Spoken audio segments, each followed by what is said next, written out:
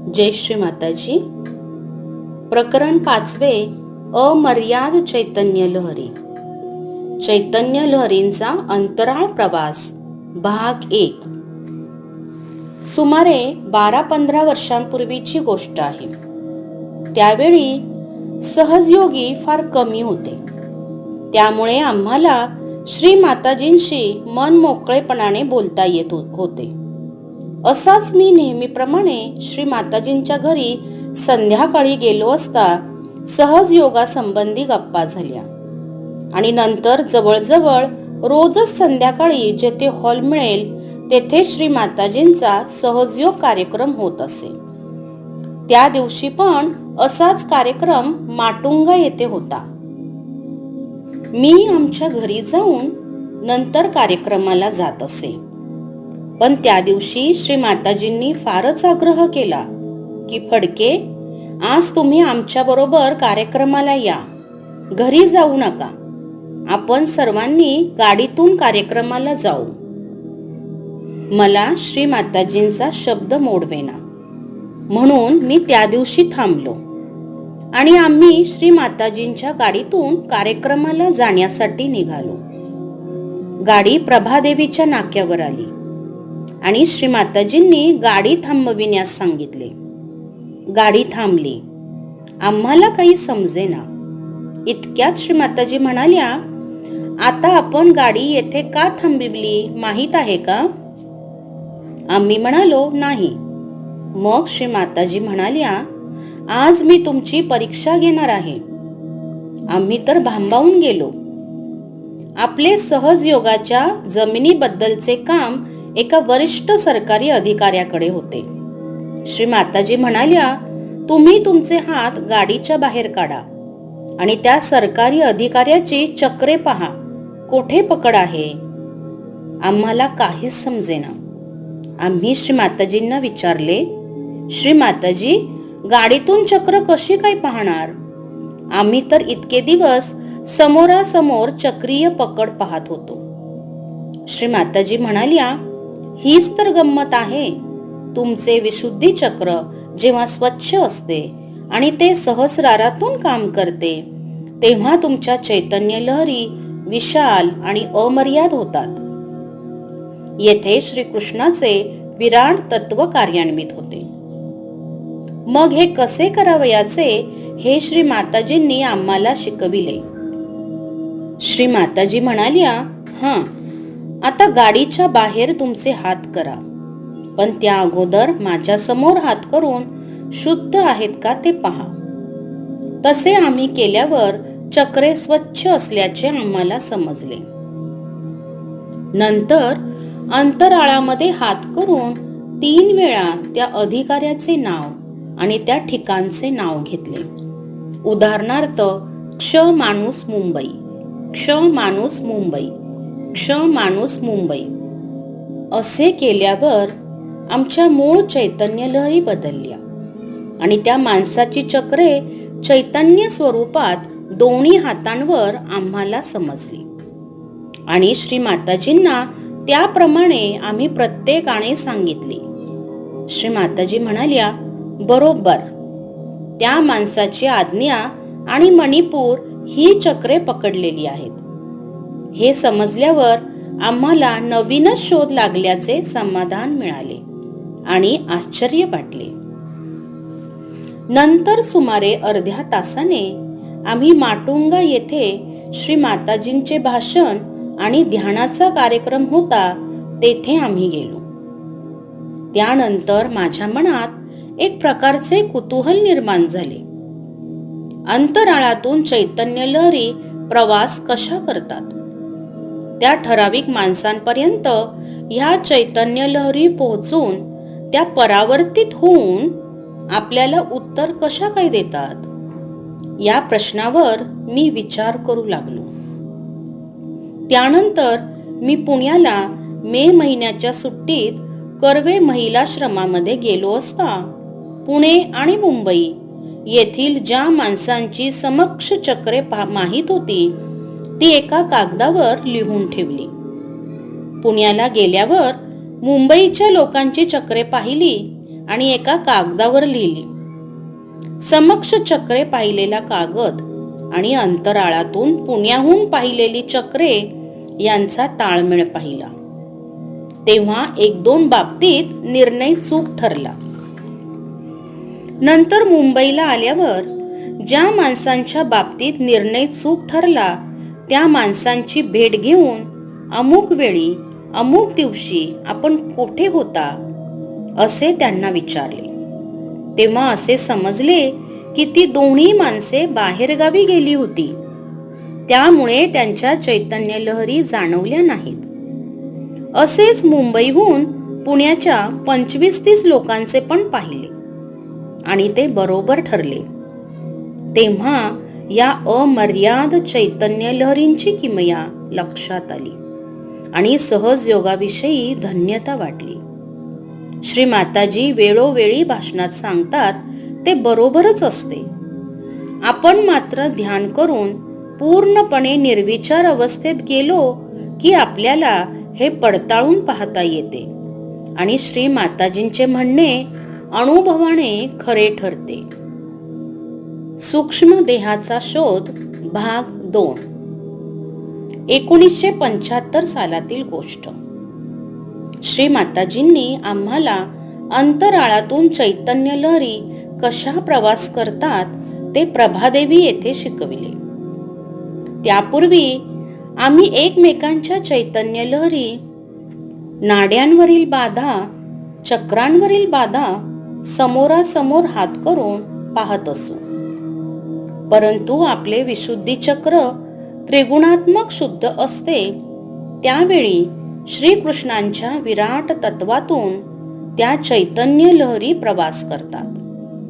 हे करताना पूर्ण निर्विचारिता असणे अत्यंत जरुरीचे असते.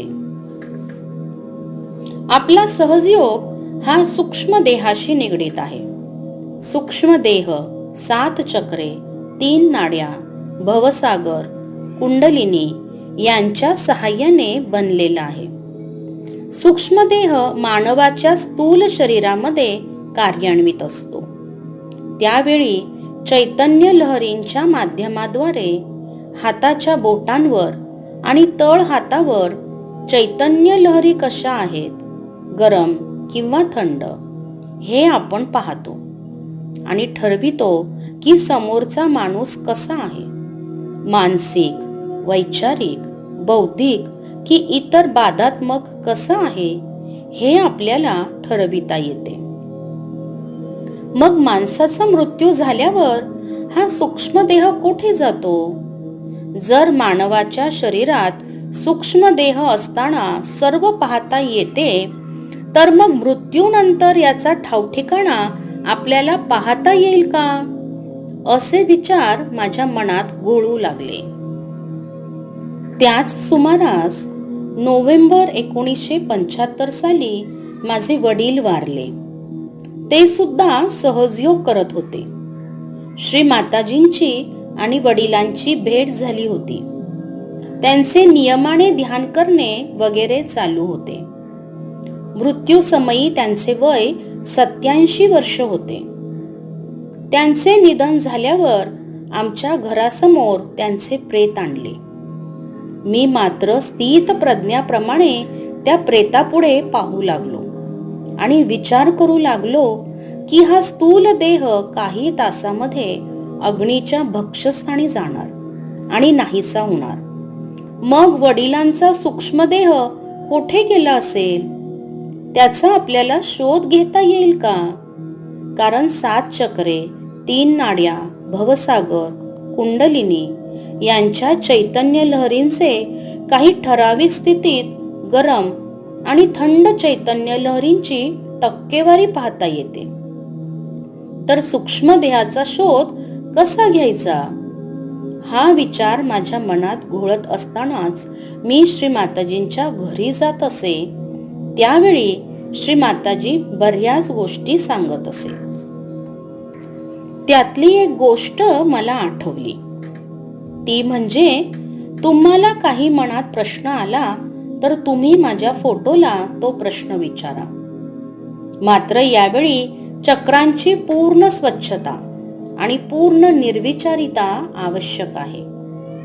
हा विचार मनात येता क्षणीच मी श्री माताजींच्या फोटोसमोर दिवा लावला व बसलो.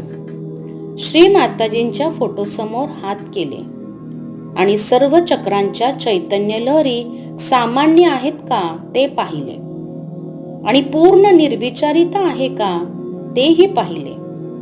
नंतर 5 मिनिटे ध्यानात बसलो. त्यानंतर श्री माताजींच्या फोटोला प्रश्न विचारला की श्री माताजी, माझ्या वडिलांचे प्रेत बाहेर आहे. त्यांचा स्थूलदेह थोड्याच वेळात अगणित नाहीसा होणार आहे आणि आपला सहज योगाचा अभ्यास सूक्ष्म देहाचा आहे. मग माझ्या वडिलांचा सूक्ष्मदेह मी कसा ओळखणार? हा प्रश्न मी श्री माताजींच्या फोटोला विचारला आणि मी पूर्ण निर्विचारितेमध्ये ध्यानात गेलो. सुमारे 10 मिनिटांनी माझ्या मनात विचार येऊ लागले. ते विचार माझ्या प्रश्नांचे उत्तर होते.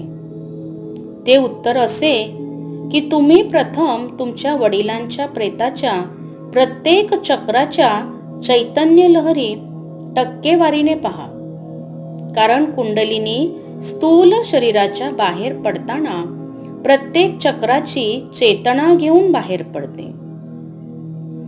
त्या वेळी ते चक्र बंद पडते आणि निष्क्रिय बनते. अशा प्रकारे 7ही चक्रे, 3 नाड्या आणि भवसागर यांचे होते. ही सर्व शक्ती घेऊन कुंडलिनी आणि आत्मा ब्रह्मरंध्रातून बाहेर पडतो आणि मानवाला मृत्यू येतो. त्याचे संपूर्ण शरीर निष्क्रिय होते. आता प्रत्येक चक्र बंद पडते त्यावेळची चैतन्य लहरींची शेवटची स्थिती आपल्याला बोटांवर आणि तळ हातावर पाहता येते. ही जी प्रेताची प्रत्येक चक्राची स्थिती तीच शरीराच्या बाहेर पडतानाची सुरुवातीची स्थिती होय. जसे घड्याळ बंद पडल्यावर आपण त्याच्या काट्यांवरून सांगतो की 11 वाजता घड्याळ बंद पडले, त्यावेळी आपण घड्याळाच्या चक्रांची स्थिती पाहत नाही.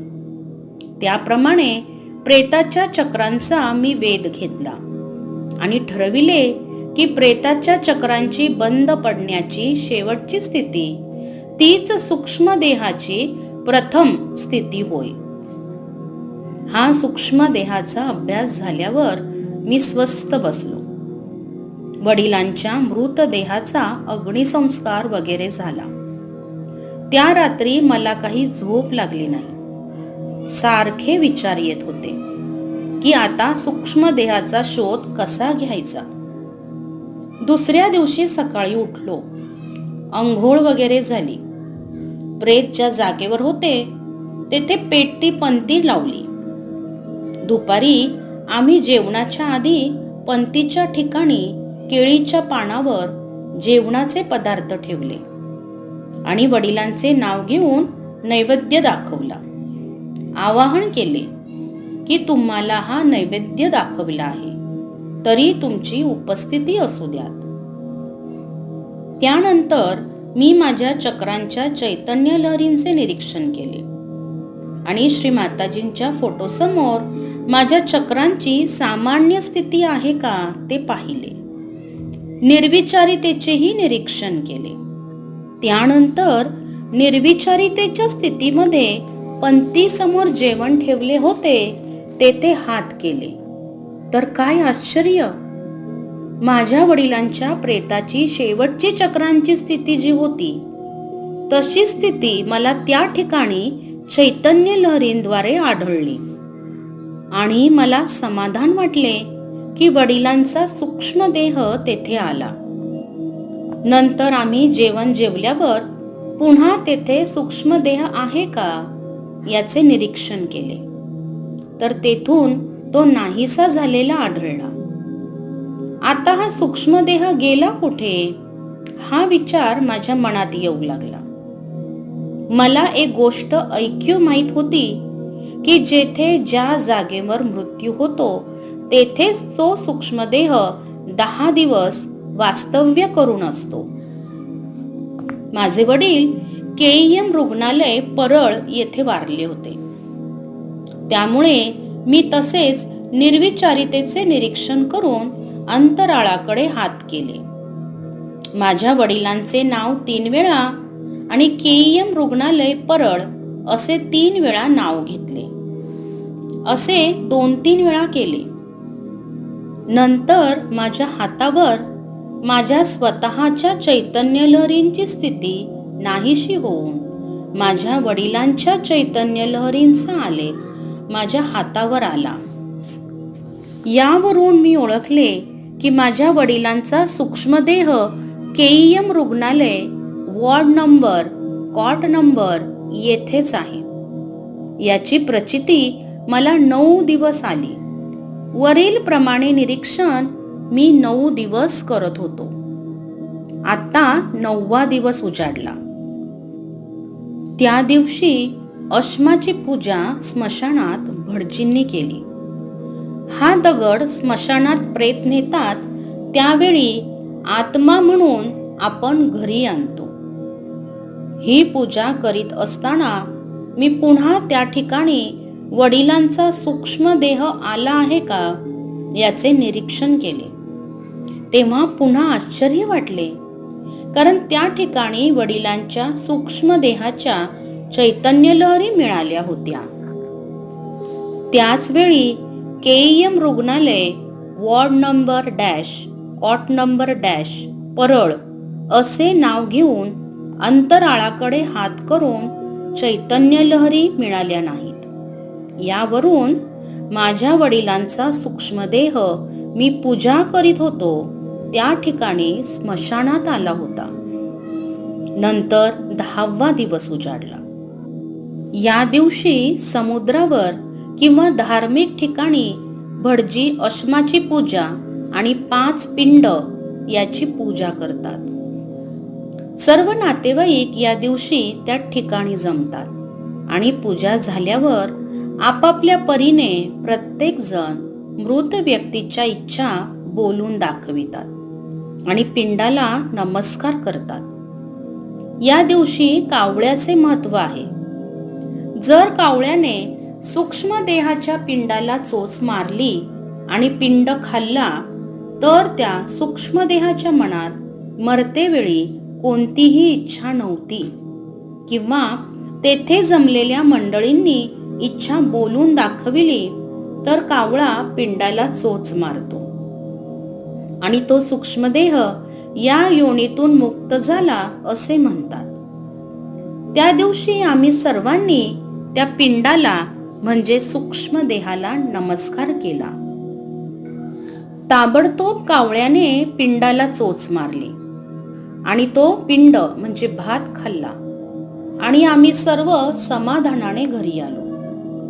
घरी आल्यावर मी पुन्हा केईएम रुग्णालय परळ वॉर्ड क्रमांक डॅश, कॉट नंबर डॅश असे नाव घेऊन निर्विचारितेमध्ये माझ्या वडिलांच्या सूक्ष्म देहाचे निरीक्षण केले.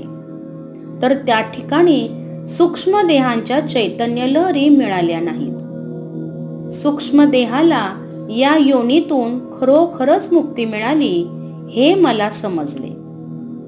मात्र माझ्या मनात एक विचार सारखा घोळत होता की या ठिकाणी कावळ्यालाच महत्व का, इतर पक्ष्यांना का नाही. याचे उत्तर मला मिळायला थोडा वेळ लागला. सहजासहजी माझ्या हातात एक ग्रंथ मिळाला. तो मी सहज वाचला. त्यात एक गोष्ट मला मिळाली ती खालील प्रमाणे. भृशुंडी ऋषी फार फार वर्षापूर्वी पृथ्वीवर तपश्चर्या करत होते.